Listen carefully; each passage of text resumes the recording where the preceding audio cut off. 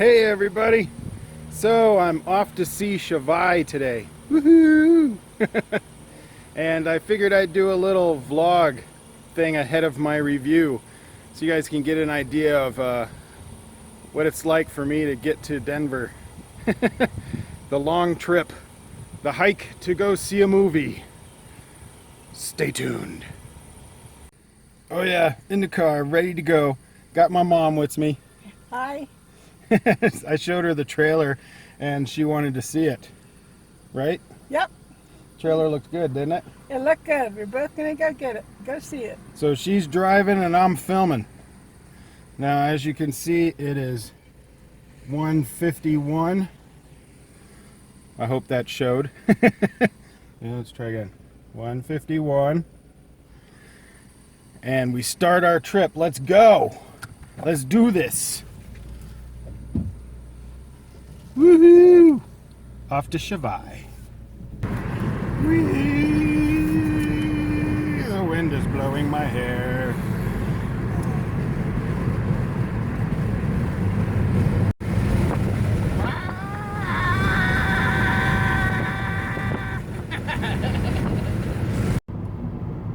Boom!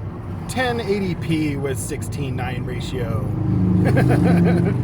I'm using a new phone and I forgot to set the front camera. So there you go. Now it's nice and pretty. But we're hitting traffic. So it's 2:25 and we're hitting traffic. Not too much, but it slowed us down. Slowed down with wind hair. Wow.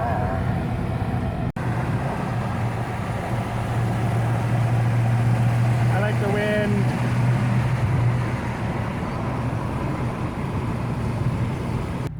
$2.33. We really did hit traffic this time.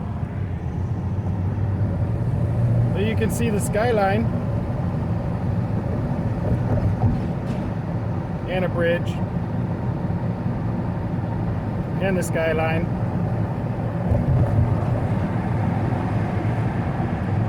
And a bridge. There's the skyline of Denver. Check that out. Ain't she pretty? Wow. There's the stadium where the Broncos play. Sports Authority Field. Which is probably going to change its name because Sports Authority went out of business. I don't know who they're going to change the name to though. But that's where my Broncos play. See? Bronco game Sunday.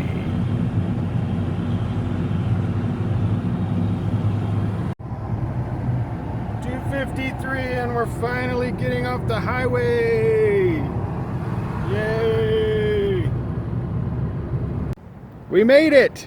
And in really good time actually. Not much traffic. Probably because it's a Saturday. If it was a weekday, there would be a lot of traffic. But there's the theater. Here's my hair that's messed up from the wind. I have to go put water in it or something. But, yay! Shivaay! You ready for Shivaay? I'm ready. Let's see. We're a little early. We're like 45 minutes early for the showing. But at least we'll be on time. Got my ticket. Gotta go see Shivaay. Woo! We're early and I haven't eaten yet.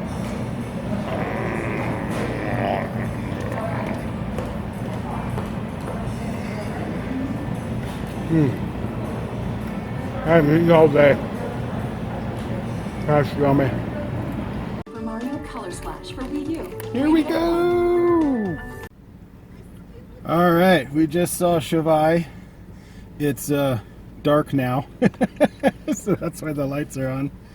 But what did you say when we walked out? I said it was very intense. Yeah, it was. It had its moments. I'll be doing my review when I get home, but now we got to drive all the way home. Yep. So it took us an hour to get down here. It'll take us an hour to get back. Right. But no traffic this time. No traffic. I don't think so.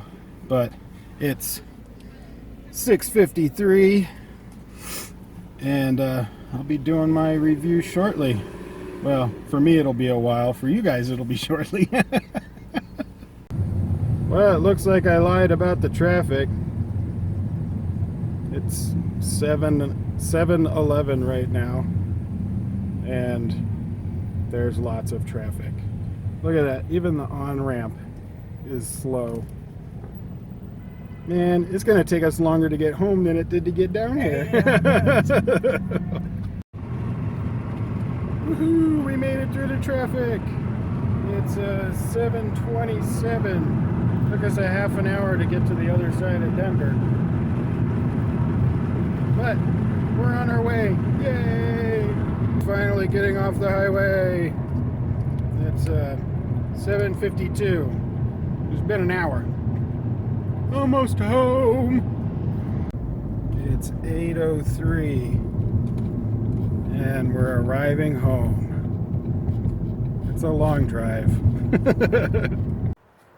I'm home. Okay. Now I need to make some dinner, something to eat, because all I had was that hot dog. I need some real food. And then I'll do my review.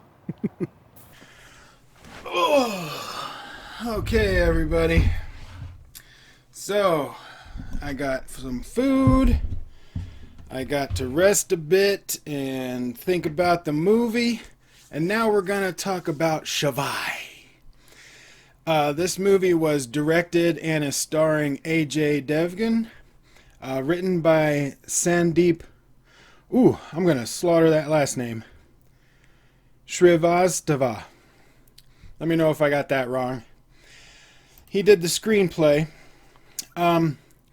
So I have some positives and some negatives about this movie.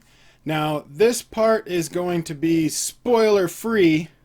And then when I get to the spoiler part, I will let you know, so that you don't watch any spoilers if you haven't seen the movie, or you just don't want to know. But first things first, the trailers really went heavy on the action. So I wanted to talk about the action stuff first. Now, in the first trailer, a lot of the action was very steady cam, track shots, a lot wide shots, very smooth.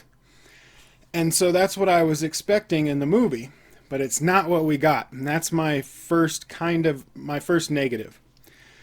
The action sequences were good. They were well planned out. They were large in scale. The fighting was well choreographed.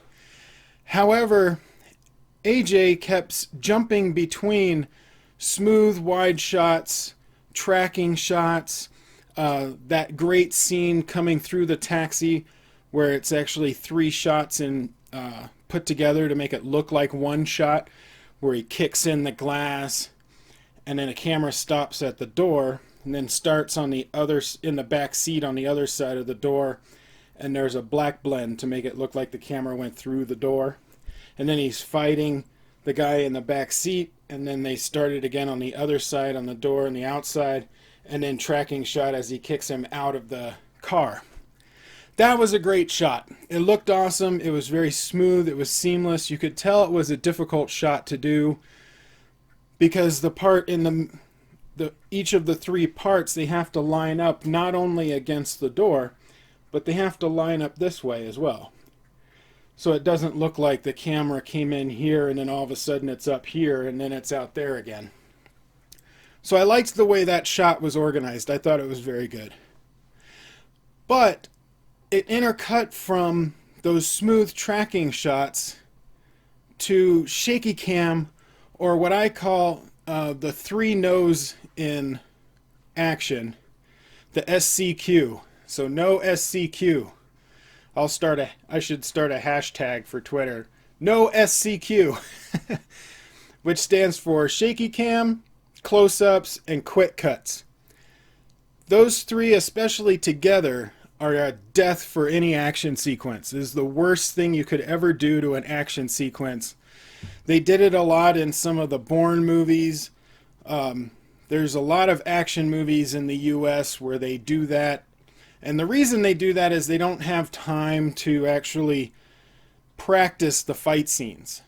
And so when you do the SCQ, you don't have to practice the fight scenes.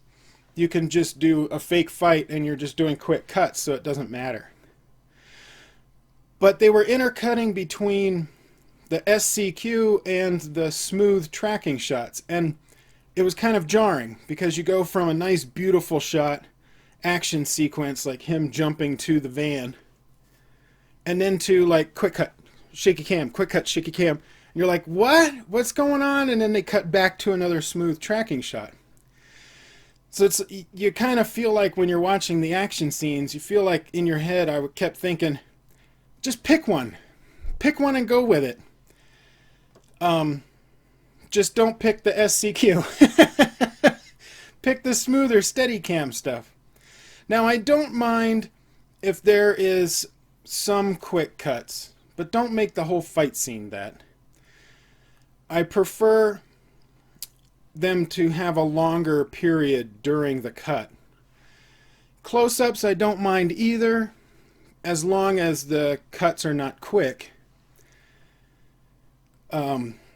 But the shaky cam, I mean, that's a no-no, because it's so bad. I don't understand why anybody likes to use shaky cam. It doesn't add anything to the action sequence. It doesn't make it more tense. It doesn't make it more exciting. It just makes it annoying. You're like, keep the freaking camera still. Like, I just want to yell at it, stop moving the camera! How hard is it to keep the camera still? And so I can't stand them. I could do an entire video just ranting about shaky cam. But I don't mind handheld float cams. Now, a handheld float cam, they're holding it, but it's as if the cameraman is trying to hold the camera steady. So you might see it like float around, but it's not jarring. So I don't mind handheld. I just don't like it when the screen is moving so quick it's blurry. That's where it gets annoying. So I liked the action sequences. I thought they were well planned. Half of them were shot well. But then when they go to the SCQ, it lost me. And I was like, and I was just waiting for them to go back to the smooth tracking shots. And then those scenes were great. So that's what I got to say about the action. However, the trailer went heavy for the action, didn't quite tell us the truth about what the action would be, because they only showed the smooth tracking shots.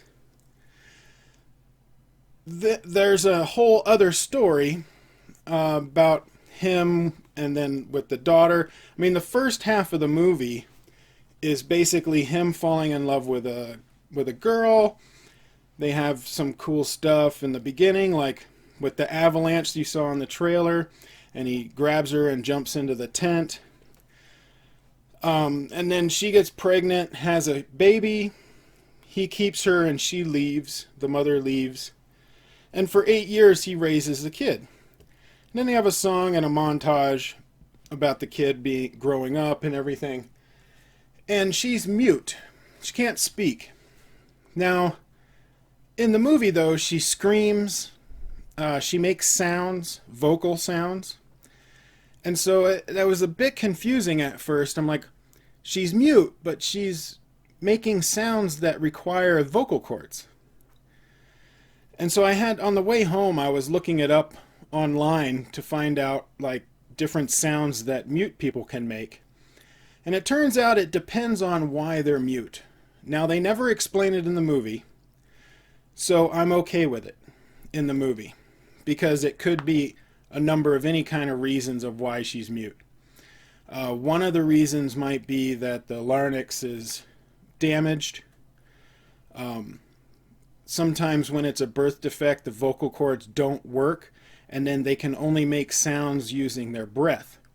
So like the letter S or SH, like S or sh, those don't use vocal cords. Or the F sound, those are just air going through your lips and using your tongue. So there are a lot of sounds that even if you don't use vocal cords, you should be able to make. But if the larynx is damaged, but the vocal cord, I guess parts of it is okay and the tongue works, then you can make sounds. You just can't produce words. You're still mute. So that's why I looked it up, because I was a bit confused. I'm like, well, she's mute, but she's making all of these sounds that require vocal cords, so I didn't understand. But apparently there's a lot of different versions of being mute. And actually I found that really interesting, looking up all that information. So if you're interested in that, I would highly suggest go and research that, because it was, if you like science and biology, I found it really interesting. She gets kidnapped. And then the second half of the movie was basically the movie Taken with Liam Neeson. So I had a little bit of a problem with that. Not that they used the same storyline. I don't mind it when movies use similar storylines, especially with action films, because there's only so many things you can do with an action film. I mean, so many of them are person gets kidnapped or someone got killed and they get revenge. Something like that. I don't mind that. But there was a lot of stuff that was taken from Taken. Taken from Taken. I was thinking about that the whole way home too. Hey, that was taken from Taken. Not only was the... I'll talk about that in spoilers. I'm not going to talk about it in the spoiler free. Now, the music was hit or miss for me. The main theme song was great. I love that song. That's the one that they use in the trailers. It was catchy. It made you excited during the action sequences. And as a whole, I would want to listen to that song again after the movie. I like that song. The other songs were hit or miss for me. I think two of them were decent and I liked them, but I'm not going to go and try to listen to them later, but I wouldn't mind if I heard it again. And then I think there were like two songs where I was like, I don't want to hear that again.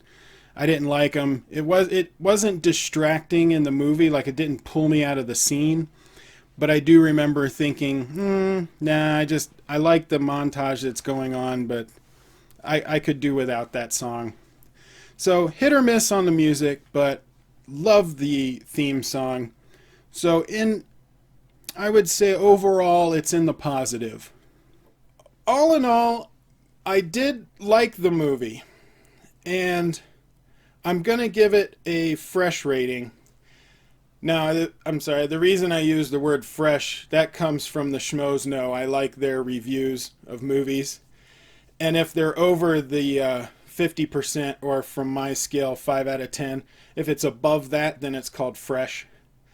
So I'm going to give it a fresh rating, but there was one problem, or another problem I had with the movie, and it's called ADR. Now, for some of you that don't know what ADR is, it's also used to be called looping, and some people call it voiceover. And it stands for automated dialogue replacement. What it is when you're filming a movie, they have microphones and they're picking up the sound and the dialogue.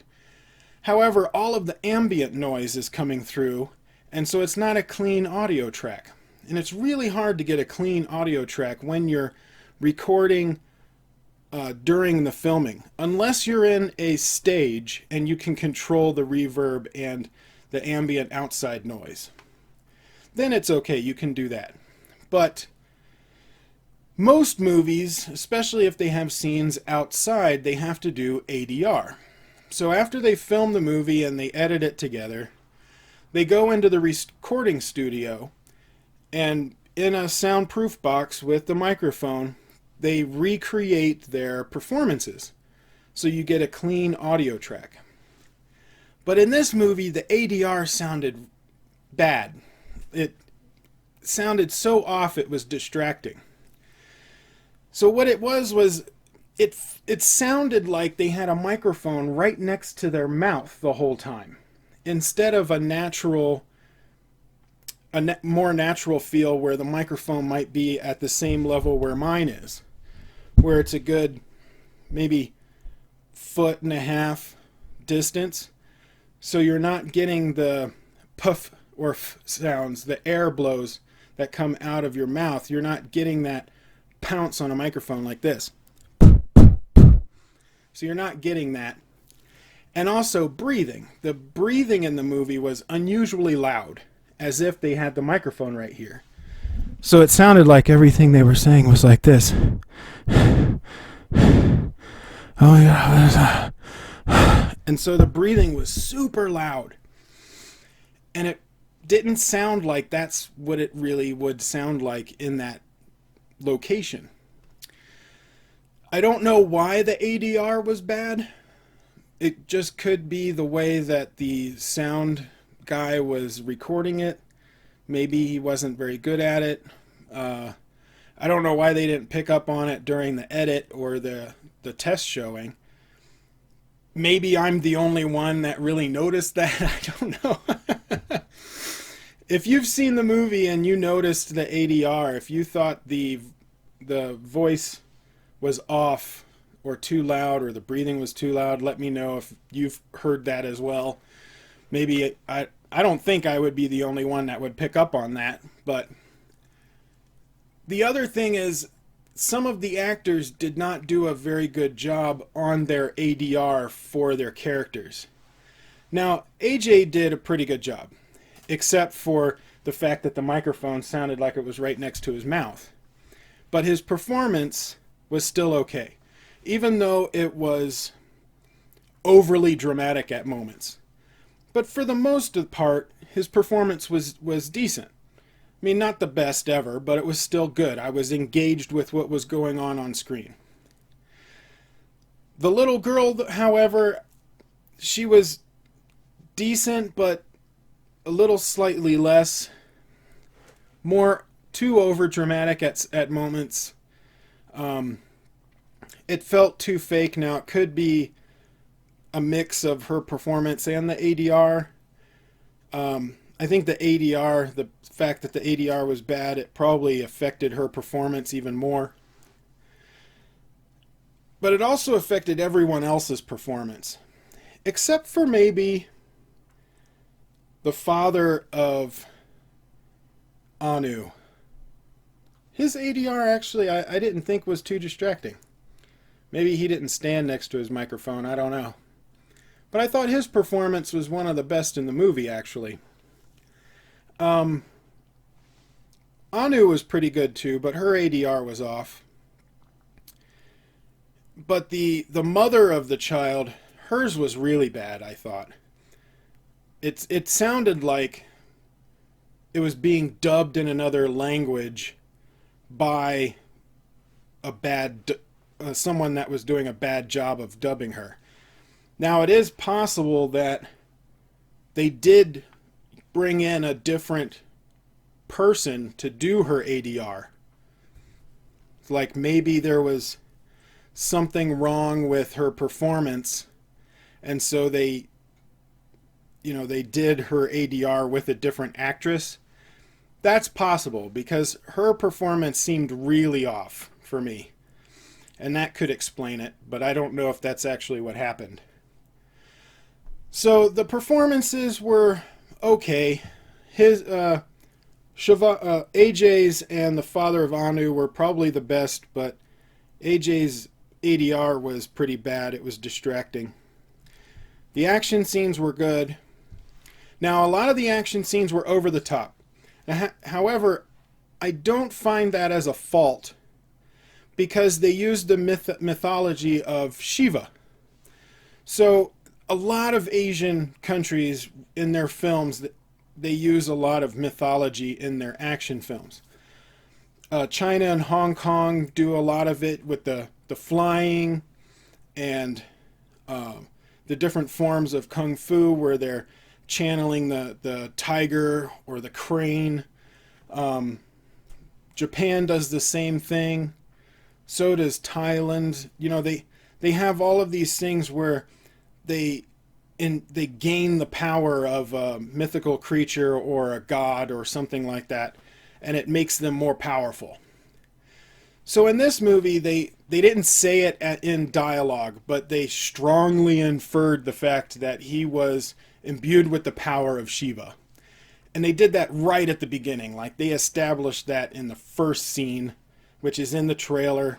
of him lying in the snow face down with no shirt on, and he has his pipe. And to me, that was showing that he's one with the mountain, that he's one with Shiva. That's kind of his meditation to become one with Shiva. And then right after that, he gets dressed, and then he just jumps off the cliff, which was also in the trailer, and then catches himself, and total impossibilities of what's going on. However, if you understand the fact that he's got the power of Shiva and he's one with the mountain, then you can accept it. You can suspend belief and it's okay. So that didn't bother me. Sometimes when they do ridiculous action that's really impossible and they don't explain why, that's when I have a problem. So I had no problem with it in this movie. I was still okay with it. You know, like the Matrix. You can't do that stuff, except they explain the fact they're in the Matrix. So as long as you give me an explanation, even if it's mythological, I'm good. So I'm going to give this a rating of 6.5 out of 10. I was going to go 6, however, I accept the action sequences even though they're over the top because he has the power of Shiva. And they are inferring that. I mean, heck, the movie is called Shivaay, which was based off of Shiva, that like he was named after it, for God's sake. So I'm good with that. I'm going to bump it up another half point for that fact. But the ADR, the SCQ, some of the performances, the fact that some of the scenes were stolen from Taken, were not stolen, but too close. I'll give it a 6.5 out of 10. Now this is where I'm going to get into spoilers about the second half of the movie. So, spoilers, I'm alerting you. Go away. Here we go. So, the second half of the movie, where it's based off of Taken, you have the girl is kidnapped by sex traders from the skin trade. She's sold off to this guy. That is directly from Taken. Like, that's the exact same storyline.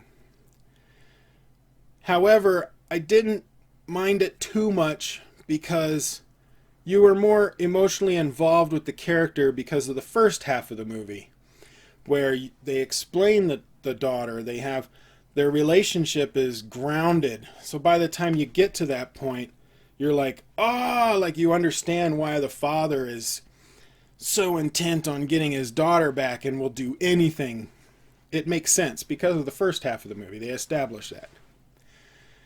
However, they took some scenes directly from Taken, and one of them was there's a hallway sequence where you have a line of rooms with blankets as doors, and that's where the girls perform their duties in the skin trade, their prostitution. And he comes in there and he pulls out the drug needles and wakes them up and tells them to get out. And then he's beating up the bad guys and the bodyguards, you know, and shooting them and everything. That is an exact scene in Taken. He does the exact same thing. Hallway, rooms, blanket for doors, wakes up the girls, sends them out, beats up the guys, saves the girls, is known for it. Exact same thing. So I was like, oh, they took that from Taken. It was taken from Taken. Some of the action scenes and the fighting felt very homage to Taken and the Bourne movies. A lot of those American action films that used SCQ. Now, Taken didn't use a lot of SCQ, but Bourne really did.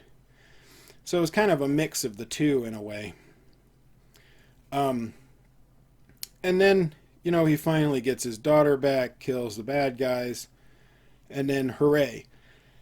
Now, the ending almost really pissed me off. And then they they flipped it right at the end so that it was okay. He saves the girl. Shivay's in the hospital. He wakes up. He goes to see his daughter.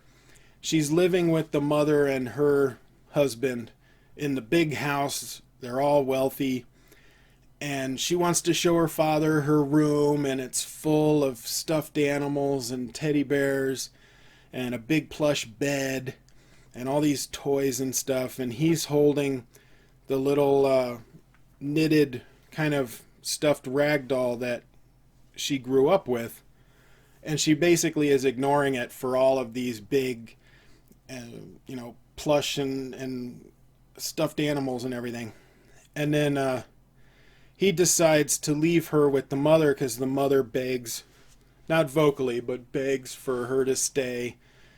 And everybody thinks it's best for the daughter.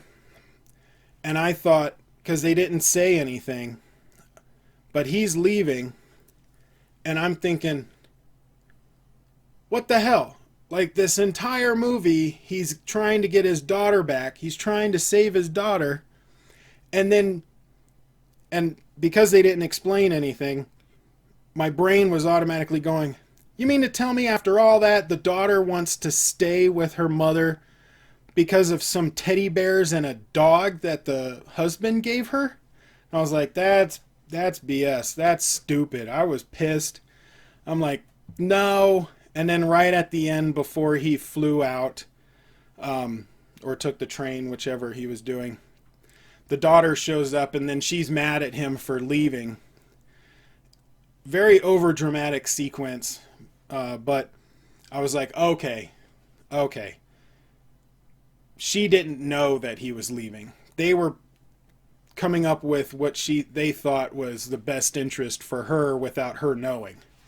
But they don't explain that until that scene. So I was just really pissed until that scene. I'm like, this movie better not end like that, because that would really suck. And then right at the end, they flipped it, and the girl was mad, and she wanted to be with her father, and it's like, oh, okay. And then it was the end, and then credits. So I would have liked something earlier than that to kind of explain that she doesn't know. Like, maybe they have a scene where he's leaving, and then she finds out from the mom or something like that, and then gets mad and goes after her. I don't know. But I'm not sure what they could do with that and how they could fix that without it. Because they wanted that airport scene. So it's kind of hard to do that with... You would end up connecting before the airport. I don't know. It was just, there was something the way it was done that I didn't like it, and then it was alright. So I'm not happy with the ending. I think it could have been done better. But all in all, I thought it was a decent movie. Maybe not something I would see in a theater. I would watch it on Netflix or get the DVD. But what did you guys think? Did you watch Shivaay? Comment below and let me know your thoughts. Like, share, subscribe. Tell your friends. And I will see you on the next video. Are you on social media? I am. Links for that's in the description below, along with my Patreon and my mailbox where you can mail me stuff, and I'll be doing unboxings for stuff that I get in the mail so y'all can see what it is that I'm getting.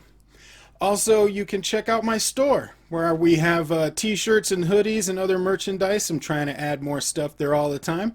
And if there is something that you would like to see up on the store, just let me know. We'll see if we can get it up there.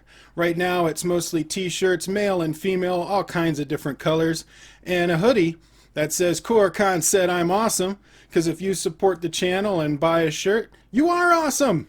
I say you're awesome, and that's why the shirt says you're awesome.